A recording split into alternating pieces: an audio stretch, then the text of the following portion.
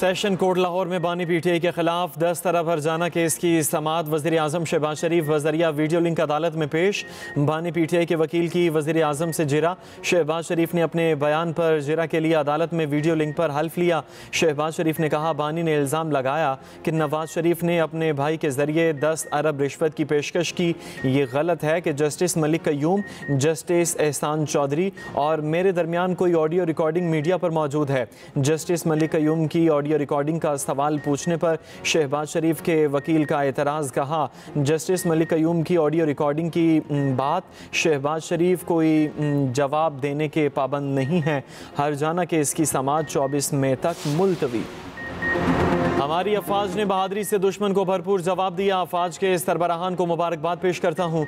वज़ीर दिफा ख्वाजा आसिफ की सियालकोट में मीडिया से गुफ्तगू। कहा, पाक फौज की बहादुरी की दास्तान किताबों में लिखी जाएगी। अफवाज पाकिस्तान की क़यादत ने जवानों का हौसला बढ़ाया। कुर्बानियाँ देकर हमने इस मुल्क को हासिल किया। जब से हमने आज़ादी हासिल की, भारत हमारे खिलाफ है।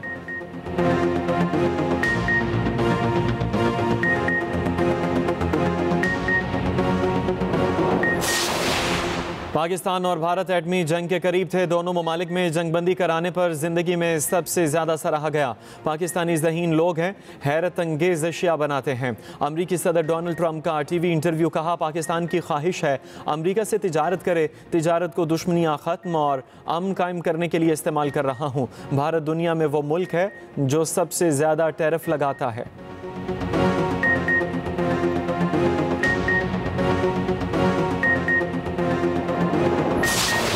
गजा को एक आज़ाद जोन बन जाना चाहिए। फ़लस्तीनियों को स्वीडन या जर्मनी जाने की ज़रूरत नहीं, मशरिक़ वुस्ता में ही रह सकते हैं। अमरीकी टीवी को इंटरव्यू में डोनाल्ड ट्रंप ने कहा, सऊदी अरब, कतर और अमारात अमीर ममालिक हैं, मदद करेंगे। अमरीकी मीडिया के मुताबिक ट्रंप इंतज़ामिया 10 लाख फ़लस्तीनियों की लीबिया मुंतकिली पर काम करने लगी।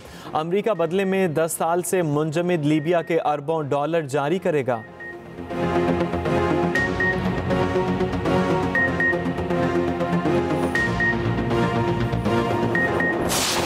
हाल अब भी नाजुक और गैर यकीनी का शिकार है। अक़वाम मुत्तहिदा में मुस्तकिल पाकिस्तानी मंदूब आसिम इफ्तिखार कहते हैं, पाकिस्तान भारत के साथ मुस्तकिल बुनियादों पर जंगबंदी के लिए पुरअज़्म है। जनूबी एशिया में पायदार अमन के लिए मसला कश्मीर का हल ज़रूरी है। जंगबंदी के लिए पाकिस्तान ने अमरीकी सदर के किरदार को सराहा।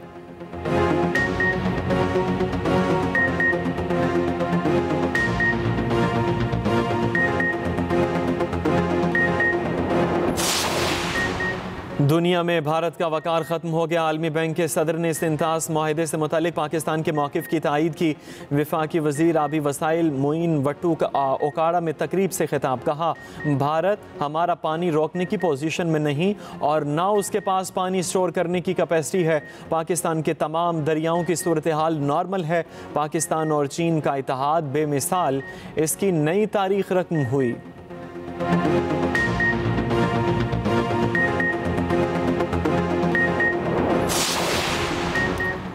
पाकिस्तान से जंग में हजीमत के बाद भारत मजीद डरने लगा। पाकिस्तानी सियासतदानों और स्पोर्ट्स जर्नलिस्ट से भी खौफज़दा। भारत ने पहले पीसीबी और कौमी क्रिकेटर्स के एक्स अकाउंट बंद किए, अब पाकिस्तान के स्पोर्ट्स जर्नलिस्ट से भी खौफ खाने लगा। भारत ने रोज़नामा एक्सप्रेस के स्पोर्ट्स एडिटर सलीम खालिक समेत कई पाकिस्तानी सहाफ़ियों के एक्स अकाउंट बंद कर दिए। भारत IPL में शरीक गैर मुल्की खिलाड़ियों के तहफ़्फ़ुज़ात और दीगर तनाज़ात सामने आने से खौफज़दा है। भारत ने सेनेटर शेरी रहमान का एक्स अकाउंट भी बंद कर दिया।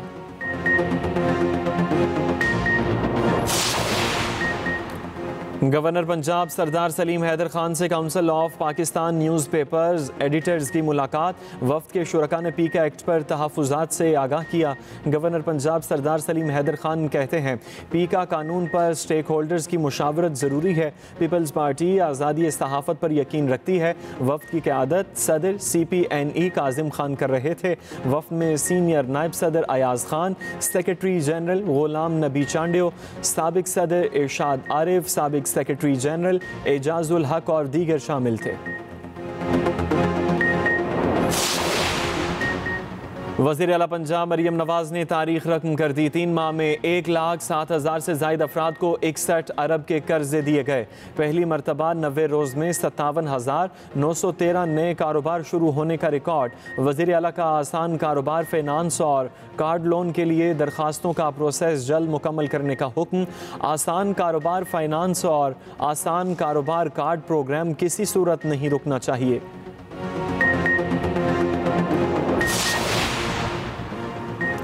रहनुमा पीटीआई शाह महमूद कुरैशी को दिल की तकलीफ। शाह महमूद कुरैशी को जेल से पीआईसी लाहौर मुंतकिल कर दिया गया।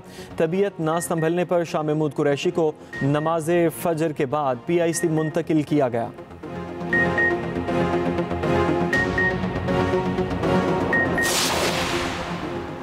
कराची का मौरूसी सियासत से कोई ताल्लुक नहीं। सरबरा MQM खालिद मकबूल सिद्दीकी का तकरीब से खिताब। कहा, हमारी कोई कुव्वत बची है तो वो 18 करोड़ नौजवान हैं। अगले 25 से 30 साल में दुनिया तब्दील हो जाएगी। अगर दौर के साथ नहीं चले तो दुनिया से पीछे रह जाएंगे।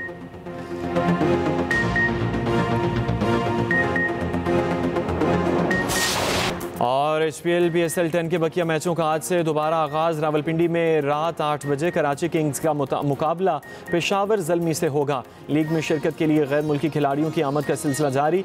श्रीलंकन विकेट कीपर बैटर कौशल परेरा ने लाहौर कलंदर्स को ज्वाइन कर लिया। साबिक इंग्लिश कप्तान एलेस्टर कुक ने भी कमेंट्री के लिए ज्वाइन कर लिया।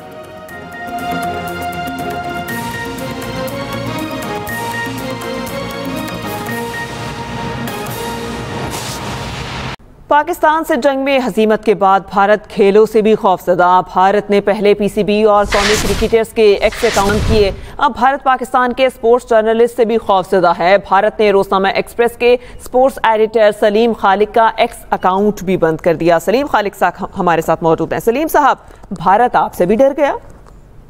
जी, ना सिर्फ मुझसे बल्कि और भी काफी सारे इसमें पाकिस्तानी ऐसे शामिल हैं जिसमें स्पोर्ट्स जर्नलिस्ट भी हैं, दूसरे लोग भी हैं जिनको आज एक ईमेल मौसूल हुई कि इंडियन गवर्नमेंट की शिकायत पर आपका इंडिया में तो एक्स यानी ट्विटर अकाउंट बंद किया जा रहा है।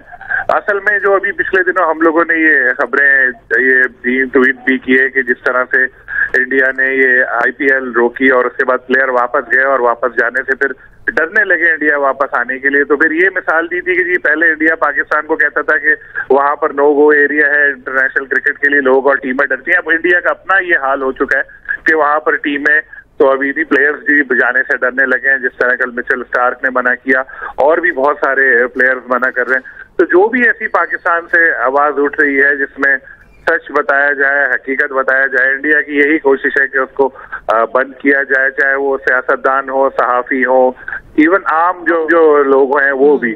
तो इसी सिलसिले की एक ये कड़ी है। जिस तरह आपने भी अभी बताया कि पाकिस्तान क्रिकेट बोर्ड के जितने भी अकाउंट्स थे सोशल मीडिया के, चाहे वो YouTube हो, फेसबुक हो, ट्विटर हो, वो सब बंद कर दिए थे। क्रिकेटर्स के भी कुछ किए। तो अब बारी स्पोर्ट्स जर्नलिस्ट की है। कुछ और जो साथी दोस्त हैं जैसे एक फैजान लखानी, उन्होंने भी बताया उनका भी अकाउंट बंद हुआ है। दूसरे भी लोगों के साथ ऐसा हुआ है।